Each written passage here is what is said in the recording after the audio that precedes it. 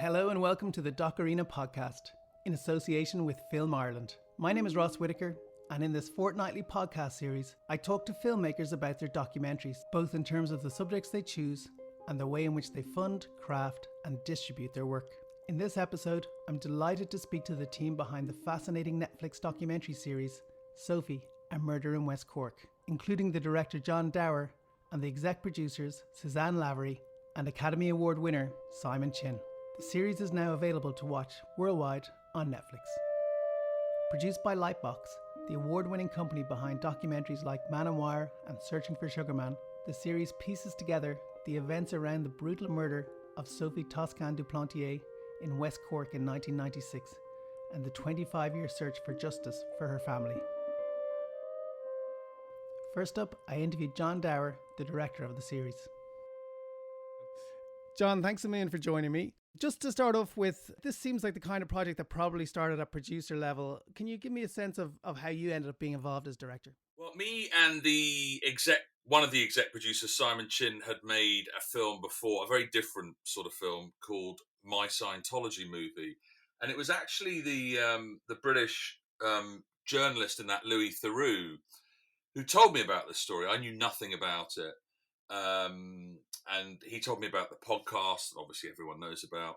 And Simon also knew about it. And it was just one of those stories we got chatting about over the months and then years, as these, often these things take longer to actually happen than they do to make. And it was something we were both keen on making. And I think, the podcast was fantastic, but we sort of both felt that understandably they'd been seduced by the main suspect, and we thought it'd be interesting to try and have a strong sense of the victim in this story, Sophie, and her family, and hear their side of the story. So that was the motivation for starting it, really. Okay, and for you then as a director, there are so many stories out there. When you get involved in something like this, it's going to take up a couple of years of your life, probably on and off, or even more intensely than that. What makes you kind of want to jump in and say, this is the thing I want to do next? I think it has to have, it always makes me feel slightly uncomfortable. This is, I guess, my first true crime film. And it always feels slightly uncomfortable talking about, it's got a great story. I mean, it does, there's no getting away from that. It is an extraordinary story that has been going on for 25 years. So it does need a strong story. And I like stories with an element of mystery and what happened. I mean, the film I made before that was a film called, again, very different. It was called The Mystery of D.B. Cooper, about a guy that in the early 70s in America jumped out of a plane with a load of money strapped to himself and never was never seen again. So that's an element that attracted me. But I think ultimately it was the strong sense of emotion that runs through this story, particularly with Sophie's family. And Sophie's family they're more than just, let's speak to the victim's family so it feels a bit different. They are, what they've done over the last 25 years is kind of extraordinary. They've not let this case fade away, and they've started an association. They've helped instigate legal proceedings in France. Now, when you get to see the series, whether you agree with whether that's right or not, or it should happen in that way, they're still, what they've done is, I think, extraordinary, and they are a story in themselves. But as you hinted at, Ross, there are so many stories within this story, and I guess as a director, that's ultimately, what attracts you. Story is everything. Yeah, and I have actually had a chance to preview the series. It's 3 episodes that, as you say, it's a 25-year story with 3 episodes. And also there are elements of the story that I suppose happen very close to the crime itself that feel like there's an awful lot of detail in them. So how did you think about how you're going to tell the story, how I'm going to approach that, what's going to be in which episode, and where to put those things? Man, that was. I mean, I'd say in story-wise, it's been one of the toughest filmmaking projects I've ever been. I've been making documentaries for over 20 years. I think this has been the toughest because there is so much story, and anyone who listened to the podcast, that was 13 episodes, but audio and visual have a very different grammar, and they could pack a lot more storytelling into their series, and they editorialize a lot themselves as presenters. We were never going to do that. So we were 3 episodes, we were 4, we went back to 3. I think 3 is a good length for the series. But yeah, it was a challenge because essentially I'm not giving anything away from anyone who hasn't seen it, but episode 1 is the story of the actual event and the sort of days and weeks afterwards. Episode 2 is essentially the story of one day and the prime suspect being first taken into custody. And then episode 3 is the next 25 years, that's the hardest thing I've ever had to cut, 25 years into 1 hour. So yeah, it was certainly a challenge, but a good one. And a responsibility as well, because as you say, the family are involved and you have people that have chosen you guys to tell their side of the story and to kind of bring that to the public in a way. I'm sure they want to keep it alive. It must have felt like a great responsibility as well to kind of go, okay, this 25 years is going to fit into this 1 hour and there will be omissions, but we'll do our best to kind of tell it in a way that keeps people interested, but also gets across the fight that they've had. Yeah, it was an immense responsibility. I mean, I should just stress that we made this film with the family's blessing. We didn't make it for them, so there was never any question that they would have editorial control. They were very gracious about that, given that they felt, in a couple of previous tellings of this story, they hadn't felt that they'd had a fair crack of the whip, as it were. But we built a trust with them, which is key when you're making documentaries. I spent a lot of time. I don't think anyone's going to be crying tears for me here, but I spent a lot of time in Parisian restaurants with them, discussing this over glasses of, pretty good French wine. But it was building those relationships before we even turned on the camera with them, and they left us to it. They didn't see any cuts of the film until the final cut, which we showed them. But yeah, of course, you always. I mean, I'm going to sound a bit sort of pompous and po-faced now, but whenever you make a documentary, you kind of live it, and you do feel a responsibility to tell the story as best you can. But this did have added pressure because the stakes are higher. This is the brutal murder of their daughter, their mother, their cousin, niece, sister. So yeah, it was. I felt the pressure at times.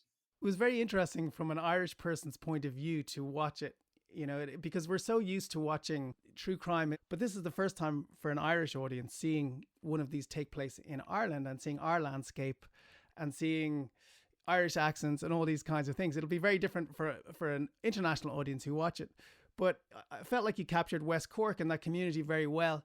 How did you, when you started planning the film and what you wanted it to look like, what you wanted it to feel like, what were you thinking? What were your thoughts? How did you approach it? Well, that was another sort of creative dilemma as a filmmaker. Again, as you say, true crime is a tricky genre. And in all my films, I like a strong sense of place. Now, I like location to be a character in itself because it often is in the story. And in this one, oh, yeah. So, I mean, I'd obviously been to Ireland many times. I'd never been to West Cork. And it is one of the most beautiful places in the world. And so you start by going, well, what lenses we use to capture this? It feels a little inconsequential given the awful event that happened here. But as ever, and again, I'll sound a bit cornball, but it's true. You should always be motivated by the story. And Sophie took refuge in this beautiful part of the world to escape, her celebrity lifestyle in Paris, and also, her diaries. She constantly writes about the wild beauty of Tormore and Schull and West Cork. So, we set out to capture that. It was ultimately, you know, motivated by the story, and I hope it doesn't feel like just a picture postcard tourist advert. And there's a stillness to it. There's no sweeping drone shots over coastlines and so on and so forth. And in a way, to me, that makes me feel like it's of its time to a certain degree, in that you aren't taking the tools, some of the tools, of course you're taking many of the tools we have now, but it doesn't feel like you're going in and just throwing the kitchen sink at it. I thought that was interesting. Right. Well, I'll have to tell you, here's one thing about me as a filmmaker, Ross. I hate drones. I hate them. It's a personal thing. I find them, I think it's just such a lazy way of filmmaking, because the shots don't really have any beginning or any end. It's just like mopping up. It's almost like CCTV. They're not directed. They look pretty, but I find after a few seconds, you just switch off to them. And every documentary now starts with a bloody drone shot. It's like, I've always tried to not have them. I had to relent in my last film, The Mystery of D.B. Cooper. But again, it was sort of motivated by the story, because it's about a guy jumping out of a plane over a forest. So, a drone shot is fair dues, I think, in that. But generally, I hate drone shots. I can see they're very seductive, but I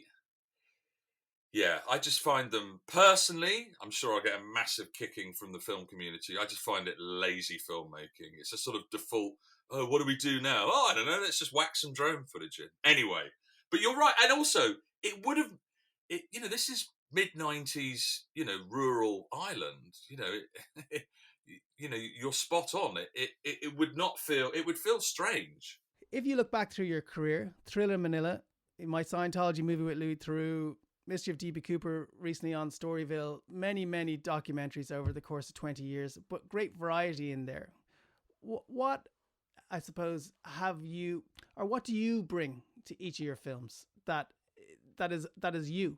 No drone shots. That's a good.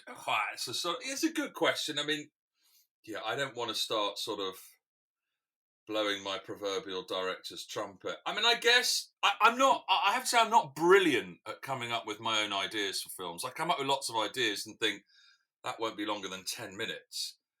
So I discard them. I think I'm quite good at taking stories that people come to me and bringing a particular slant them. I love ensemble filmmaking, in that I love a lot of characters in my films. I don't like to sit one character down in a studio and do long interviews. I like a lot of characters, because I think stories are complicated, people are complicated, and I think the only way to get to that complication is to interview as many people as possible and get their take on that one event. I think I'm, pretty good at building I think, as I hinted at earlier, I think one of the key things with documentaries is building relationships with your contributors. It sounds like such an easy thing to say, but so many people don't do it. I mean, when people ask me for advice, you've been doing this for 20 years, what's your one piece of advice? Is the first time you go in and meet someone, don't take the camera out of the bag immediately. Don't turn it on.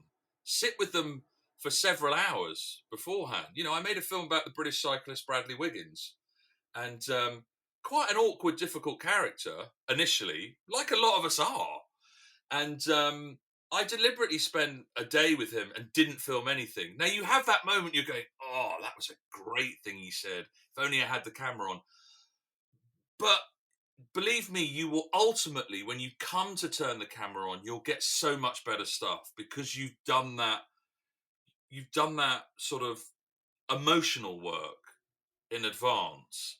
And if you don't do that, you won't get as much out of people. There's this I just see this tendency to just turn on the camera and film everything. Again, it's like, that's not directing. That's CCTV. That's surveillance. It's not. I think that's probably my strongest asset on a documentary, is that I'm pretty good at building the relationships with the characters who eventually go in front of the camera. Good stuff. It's an interesting one. I mean, I won't start giving my opinion on stuff. Yeah, no, I won't. Okay, so yeah, feel free. No. Well, I don't take up too much of your time, but it's one of those ones where I've got time. The difficulty sometimes can be. I agree with you completely. The other side of that is that you need people to become used to the camera. And so I can sometimes think that people overdo the talking. Beyond the first couple of meetings, they can be almost and then they bring the camera out and it changes the room. Do you know that thing can happen as well? Yeah, no, that's a fair point. But I think in your conversations with the people in advance, you have to prepare for them and say, look, if someone's afraid, if someone's nervous about going in front of the camera, that's not going to change at all. That's always going to happen. And it's a way of saying to them, make the connection with me. Forget that and forget the guy standing behind it operating it. You're talking to me, which is, again, again, this is all very personal, really personal. But, I don't like those interviews where people talk down the lens. They're supposed to be more intimate, and weirdly, I find them strangely more distancing. But again, that's another, lots of great films have been made that way. And there are lots of good films with drone shots. I just hate drone shots. Yeah, well, it's an interesting thing. And it kind of comes to another part of it, is that I think in your films, it's clear that you are the director, that there is somebody here telling this story and you're not trying to distance yourself from that. Is that a very conscious choice? Definitely. Listen, I'm not Nick Broomfield. I'm not going to appear in front of the camera. I'm not Jim Sheridan.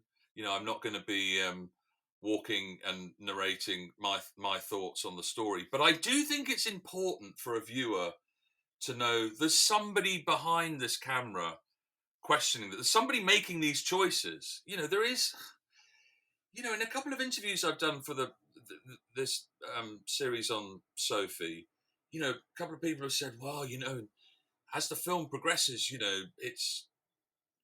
don't feel very objective or balanced. And it's like, this idea that documentaries are somehow objective and balanced is absolute nonsense. I mean, it just is. Every story takes a point of view. You tell a story to your friend in a pub, you give it a point of view, and it's unavoidable. You can make your stories more nuanced and show the complication in the story.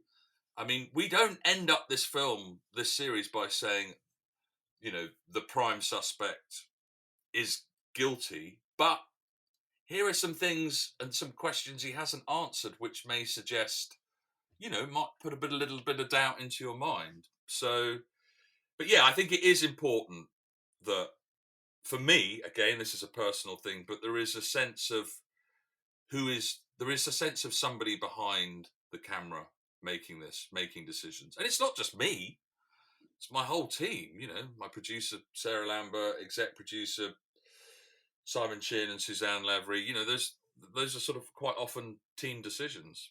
Just as a final question then, you started as a conversation with Louis, and with Simon Chinn.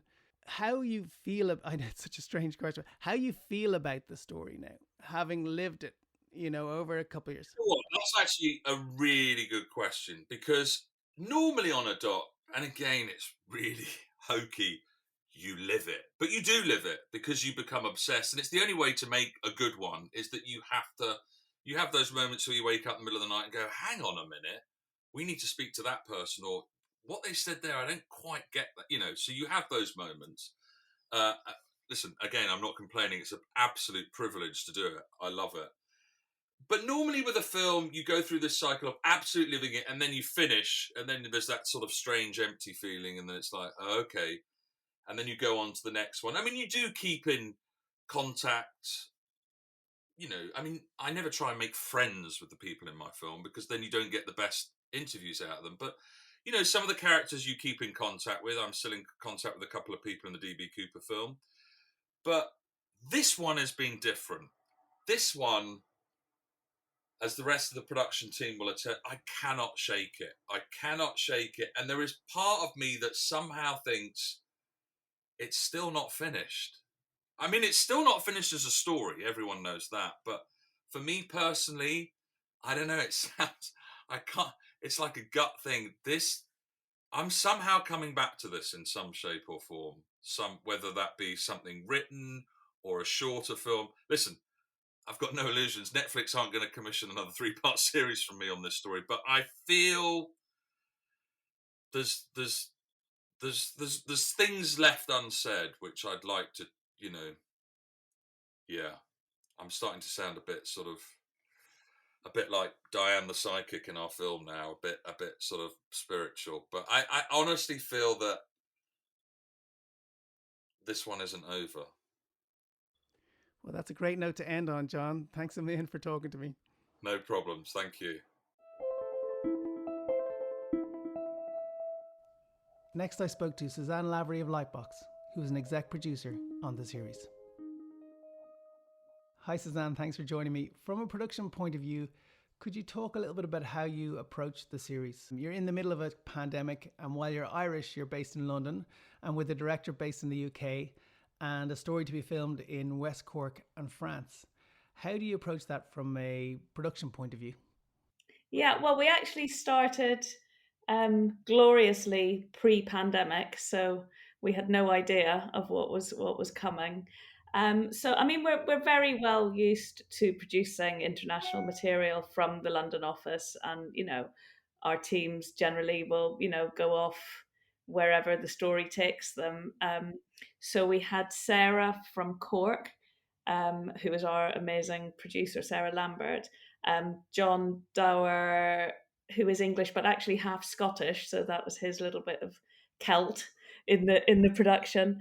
And then Simon is a Londoner, and I'm from Northern Ireland. So yeah, we were a sort of a team that sort of came from all over. Actually, our research, I think, was half Belgian as well. So we had a little bit of the French influence there as well. Normally, I suppose when you enter into these series, it's kind of an interesting one for us thinking about it now in terms of an Irish story or a story that people from Ireland would have been familiar with for years.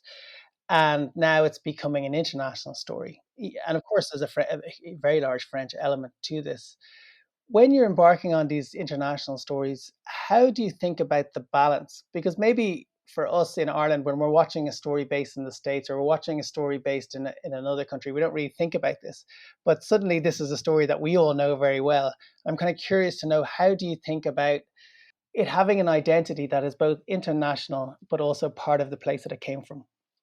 Yeah, well, I mean, there are a few levels to that question, because it's, arguably it's just as much of a French story as it is an Irish story, because Sophie's French, and we did so much filming in France with her family, and it's obviously a huge case over there. But intrinsically, the West Cork landscape was what drew Sophie to the place where she met her death, and the whole sort of atmosphere there and the vibrant community there. That is, it's a cliche to say, but we really kind of wanted West Cork in itself to almost be a character in the film, and to really sort of bring the viewer there and kind of let them experience what drew Sophie there. So yeah, so that was really important to us. We didn't want to approach the landscape in a cliched way. John had a rule where he didn't want any drone shots whatsoever. Sort of easy to just sort of hoover up the beautiful landscape with drone shots, but you'll see he sort of composed his shots, sort of static and very beautifully, and just really let us kind of stand there and take in the beauty of the landscape. But in terms of bringing a sort of a well-known Irish story to a wider audience, I think that's one of the things that really excited us, because we know for sure how well-known the story is in Ireland, but even in the UK, it's not that widely known at all. And in the other sort of hundreds of countries where we'll drop on Netflix, we're genuinely bringing this sort of very particular Irish and French sort of European flavour to a global audience, which is really exciting and quite daunting at the same time. So yeah, it'll be an interesting feeling when it finally goes to air. I suppose I'd like to get trying to get a handle on then access. At what point with a story like this do you address the access? Obviously Lightbox have one of the biggest reputations in the world for documentary making. Can you go to a broadcaster or to a streamer and say, this is a great story, what do you think? We're going to look at getting access? Or how does that process work when you're having those kind of high level conversations? Yeah, well, I mean, it's all about the access. Every time you can't make a film or a series like this if people won't share their experiences with you. So we can certainly pitch projects and say, we think we're going to get access, but until you actually do, it's a bit of a leap of faith. And that, for us, the really key point was when we met Frédéric Gazot, who was the associate producer on the film, who is also Sophie's cousin and who features in the film and speaks very beautifully about her. And when Frédéric came on board, bringing the family with him and sort of entrusting the story to us, that kind of opened up access, obviously to the French side of proceedings, but also people in West Cork were much more open to talking to us when they knew that we had the family's blessing. Because I think there's a real hesitancy in people in that community to be seen to be sort of sensationalizing the story or, sort of drawing attention to themselves by talking about the story. I think people are, deeply respectful of Sophie. And it was really important to a lot of people that, Sarah and John particularly, spoke to people for months on end before some individuals, sort of agreed to come on camera. So it's a long, painstaking process, and we just have to be patient and kind of help people trust us and assure them that, we've only got the best of intentions and that we're not going to make them look stupid or trick them into saying something they don't want to say or sensationalize the story. So, it's an exercise in trust, for the contributors and for the commissioners that we can deliver. When you're getting into the storytelling, then, there's always a balance between telling a story that people are going to want to watch and ensuring that you're being responsible, trying to do both of those things at the same time. When you're going through the production process, meetings, I'm sure screenings and so on, how big a part of the conversation is that? And do you have any kind of methodology for addressing that? We keep each other in check, and we all, we have quite a strong moral compass. I mean, I think as documentary makers, you're only as good as your last project and the last access. And if you burden someone, then, that's out there in the world for people to see. So, we're always respectful to people and always sort of try to help people speak their own truths, in as sort of as genuine a way as possible. So, I think in terms of, what do we put on screen and what do we leave out? Sure, we have a point of view. We kind of go into it with an open mind and try to be objective, but of course we have, our views are changed as we sort of research and delve deeper into the story. So it's just being really rigorous, actually, and sort of thinking about the repercussions of what are said and how you present things. And also, clearly we have a really rigorous compliance process, which was particularly fun on this project with, sort of Irish law, French law, US law, UK law. We talked a lot to our lawyers about, what should go in and what could go in and what perhaps we should leave out. And you're talking about a story that has, I suppose, lived in the world, lived in people's minds for 25 years. You're telling it in 3 1-hour episodes. What kind of challenge did you find that to be? Big one. It was. I mean, that's probably uh, where most of our sort of brain power went, and most of it, sort of kind of agonizing in, how to carve this story up, you know, and the you have to, obviously you have to set the scene in the first episode, um, but that, the first episode is basically, sort of in the days around Sophie's death, and so it's actually a very, very short space of time. The second episode is effectively the arrest of the main suspect, so that's again a very, very short, intense space of time. And then the third episode, we had to try and dutifully tell everything else that happened in the next 25 years, um, which obviously, involved some sort of hard choices. And because it's such a kind of labyrinthine case, it's, how do we have to tell every single beat of the story, every single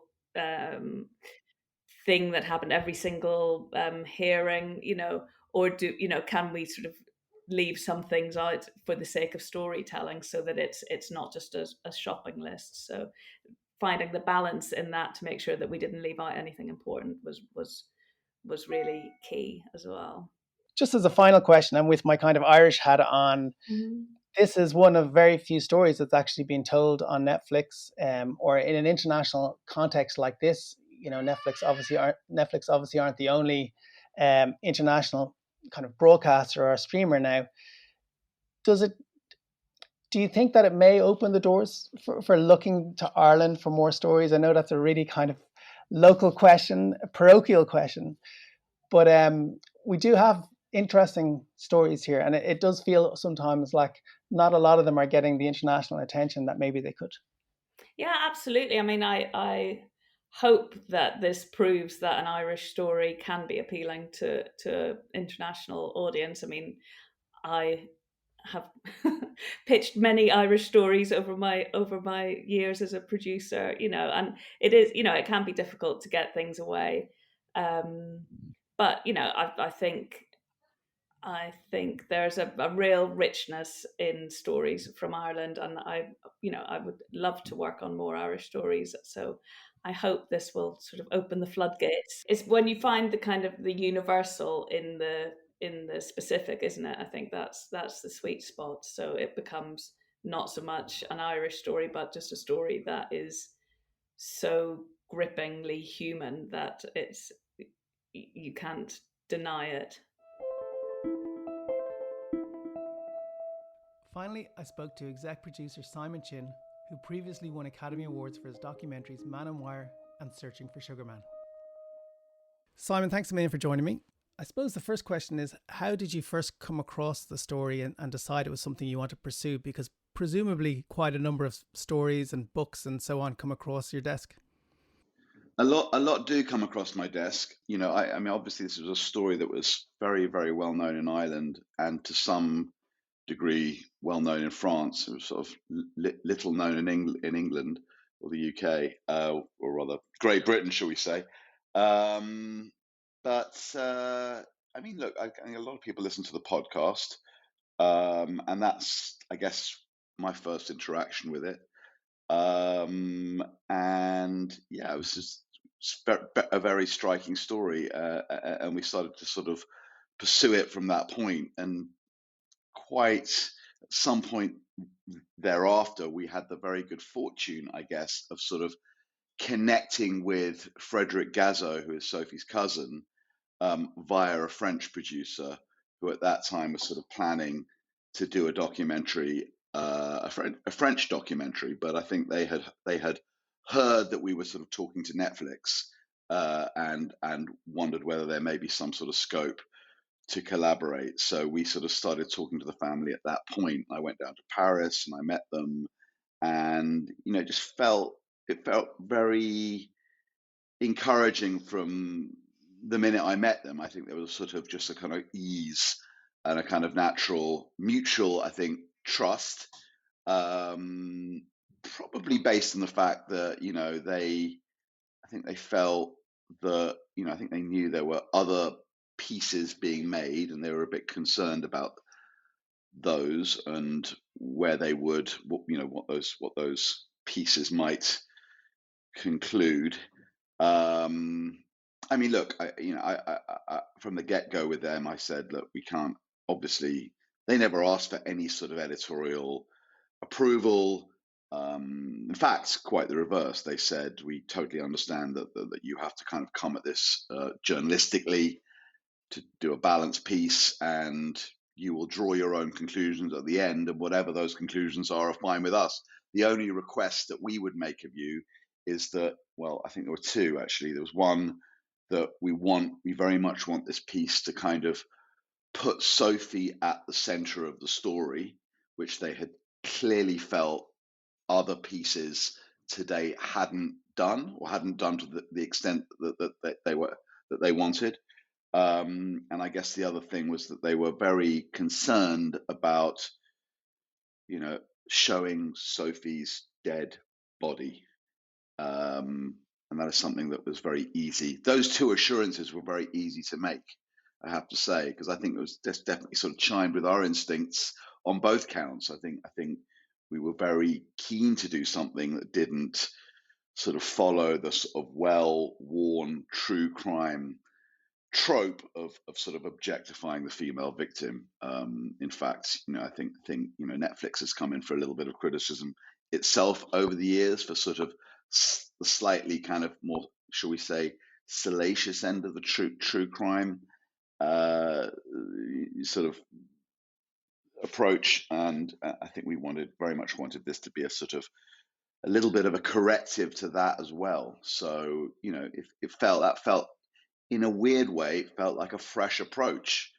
It shouldn't, but it is, I guess. And I imagine that Netflix's own opinions on the true crime genre have evolved over time as well, that they don't want every piece to be the same too. So with them, was that an easy conversation to have? We're going to do this a little bit differently? Yeah, listen, the Netflix commissioner, Kate Townsend, had been aware of this story for many years. In fact, that's the other thing to say.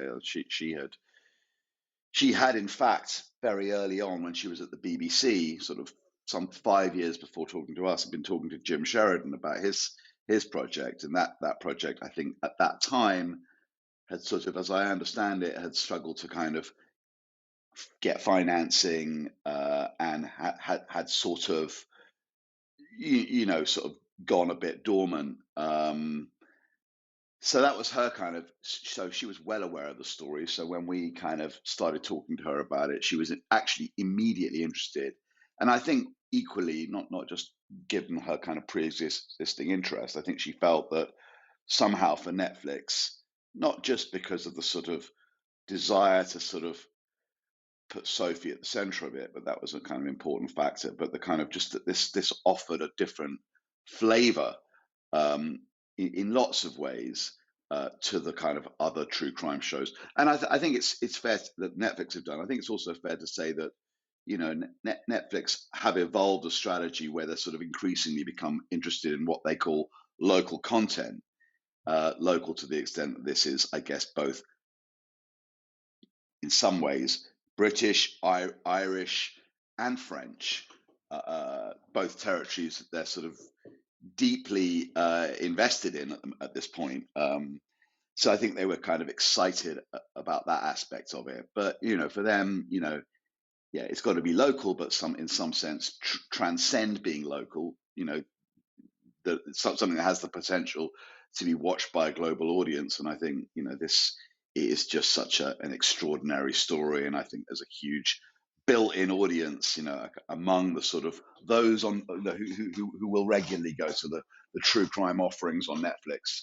So I think for all those reasons, Netflix were always excited about this project. I'm interested in the path that you as an exec producer take through a project from the beginning to the end. So at what point do you start looking at the director and, you come across a story, maybe you sometimes come across that story in conjunction with a director. Sometimes maybe you get the source content first and then start thinking about who you want to do that.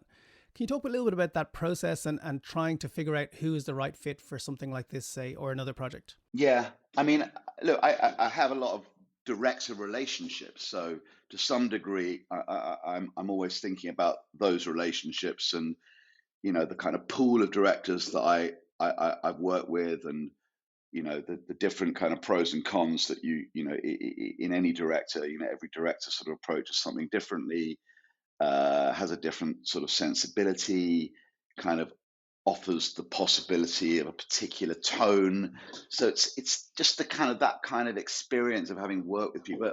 Or I'm always also looking for new people to work with. So, but I guess on this one, I sort of thought of John Dower quite instinctively, quite quickly, and I've mentioned it to him, and I know he had been fascinated by the story. He'd also listened to podcasts, so he was fascinated by the story, fascinated by the character of Ian Bailey, fascinated by lots of aspects of the story. But I felt that John, I worked with John on a film called My Scientology Movie, which couldn't, in some ways, be more different. But that film has a sort of, it sort of leans into the sort of absurdity that's sort of inherent in the story.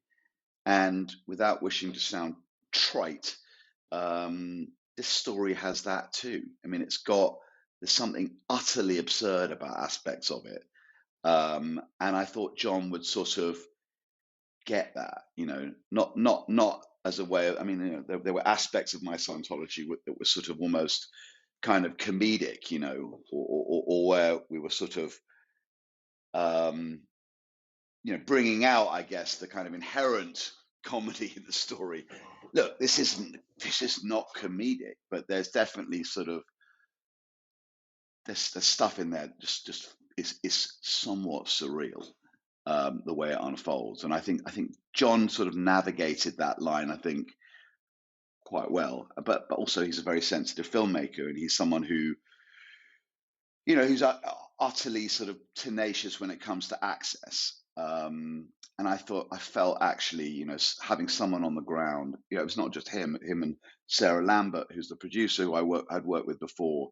I mean, actually, as a sort of pair, they're incredibly plausible, trustworthy. They play a straight bat. They've got a lot of experience in sort of building trust on the ground with people who might be naturally suspicious. So I actually felt that as a pair, they would be pretty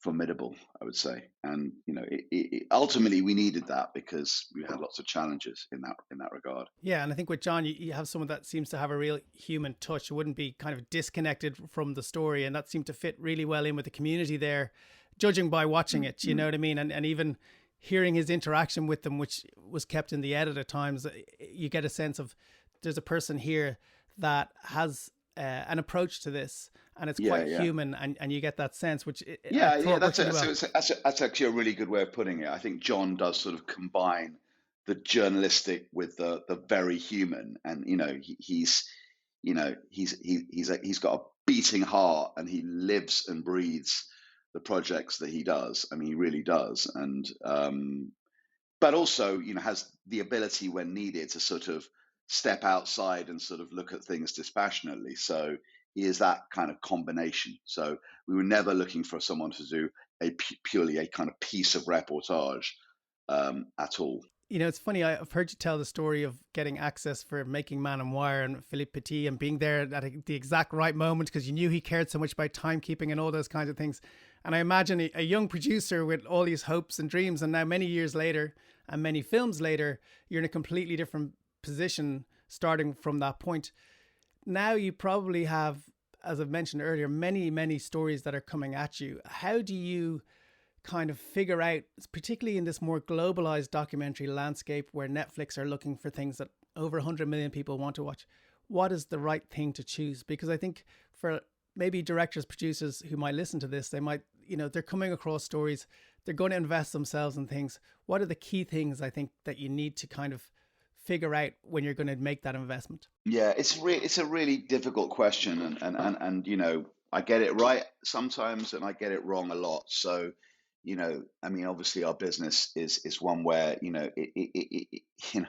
don't want to say it's a numbers game, because that doesn't that doesn't explain the process very well. But you do have to have a lot of things out in the world. I mean, I would say that one's own personal kind of passion and connection to a story is sort of a must, really. But so that I think is a given.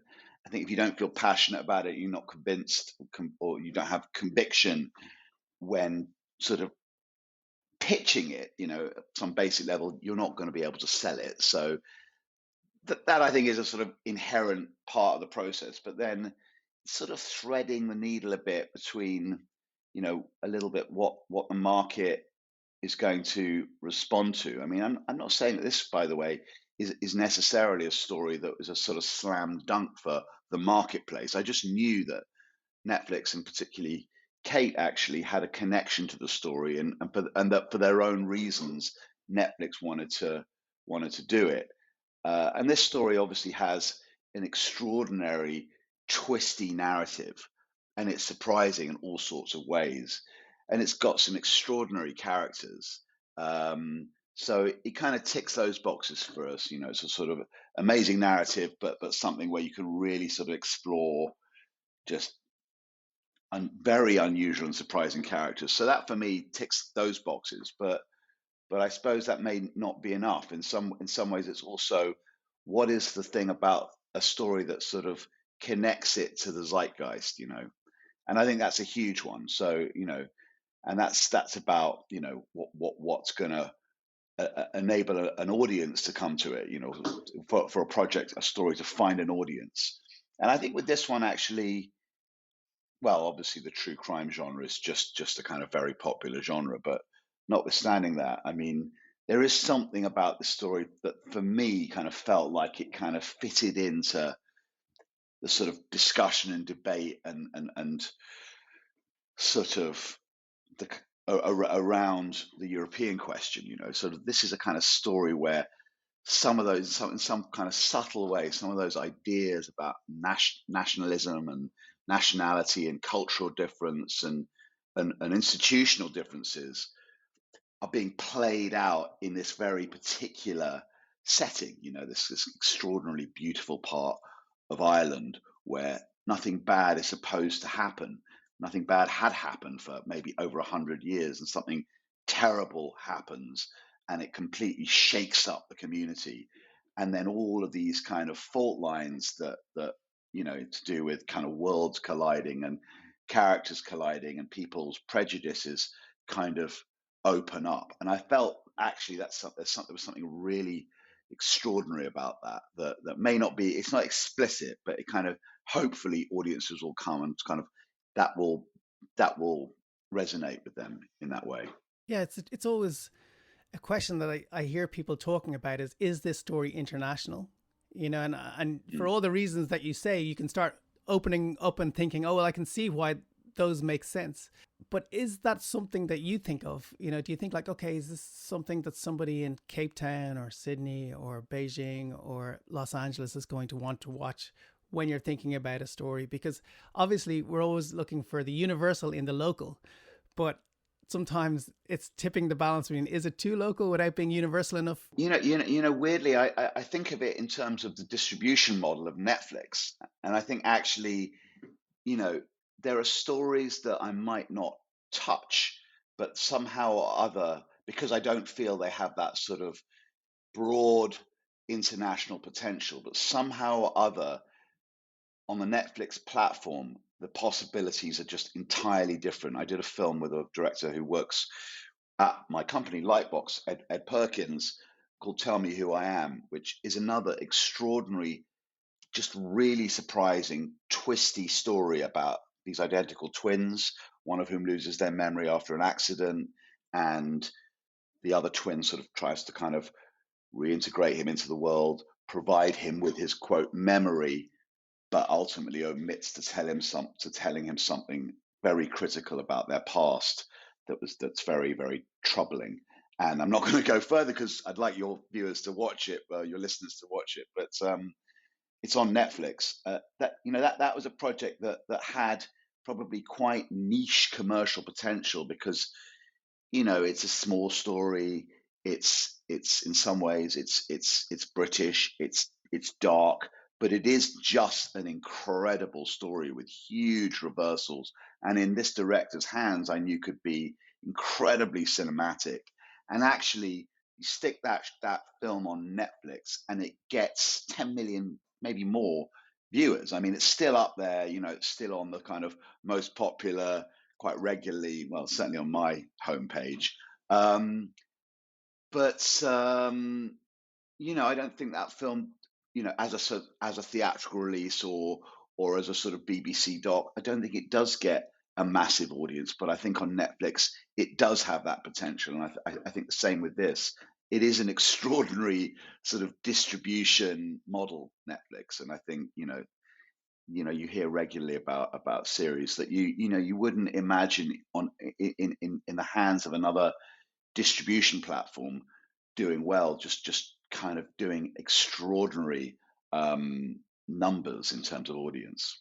Amazing. And coming back to Sophie's series and also the process that you go through when you come to the end of making something, as you often do, you have made a film or a series, and in the world of documentary, you are then taking this person's story to the world.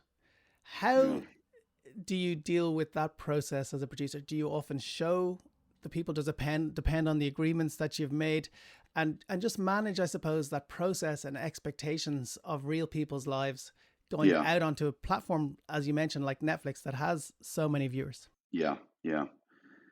It's always a difficult one, but it's always really important to us to make sure that the appropriate people see the film or the series before it goes out. And I guess sort of from a kind of journalistic point of view, that essentially, if we've made, or if the film or series has made, specific allegations, that the people on the other end of those allegations have had the right to reply, or that they've been asked the questions and they've been given the appropriate platform to reply.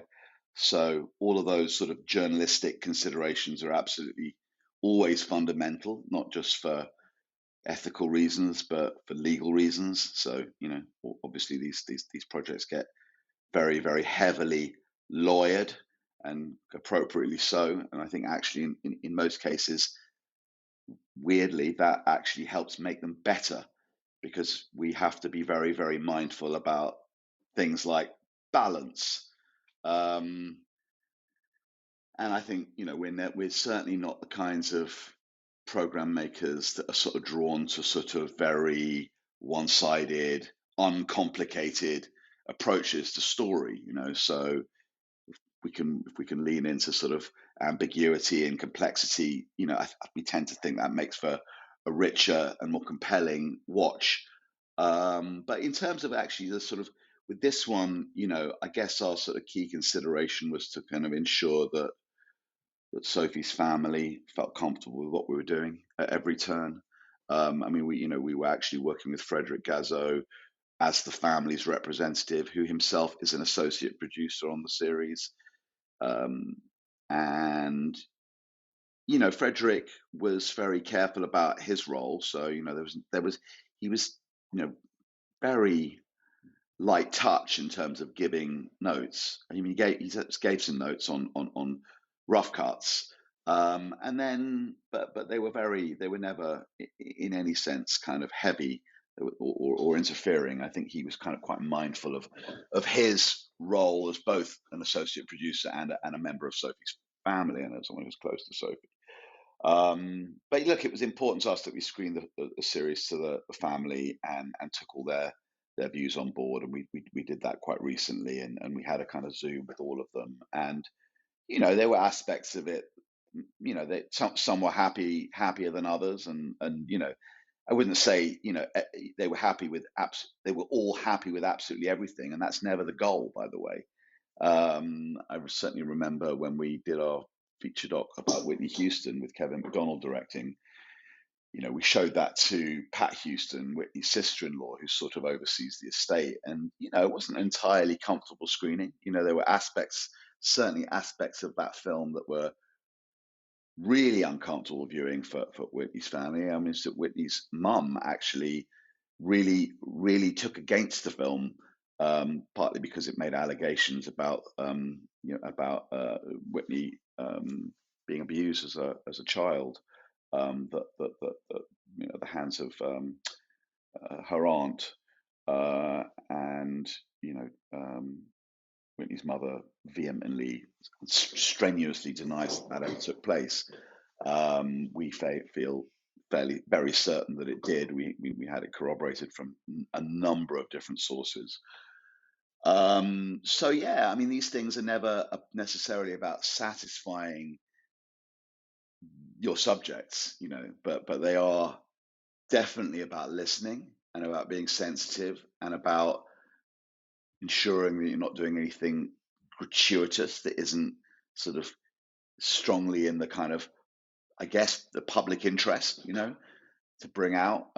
So yeah, those become difficult considerations sometimes, I would say. Okay, Simon, that's all my questions for you. Thanks a million for joining me. Really appreciate the time, and best of luck with it. Thank you. Thanks a lot. Good luck with the piece. Thanks again to the Lightbox team for taking part in the interviews. Sophie, A Murder in West Cork is now available worldwide on Netflix. Thanks to Stephen Galvin and Film Ireland for supporting the podcast, and to film composer Michael Fleming for kindly allowing me to steal his music. You can find more of it at michaelflemingmusic.com. And thanks to you for listening.